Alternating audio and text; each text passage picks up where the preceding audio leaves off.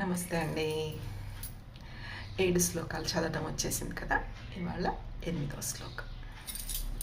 శ్రీ దక్షిణామూర్తాయ నమః.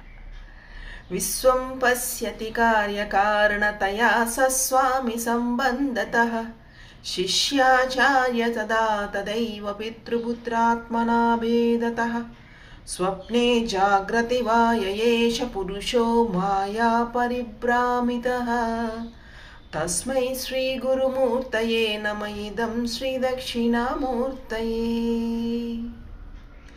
ఇలా విడిదిగా రోజు ప్రదోష సమయంలో ఈ దక్షిణామూర్తి స్తోత్రాన్ని చదువుకోండి.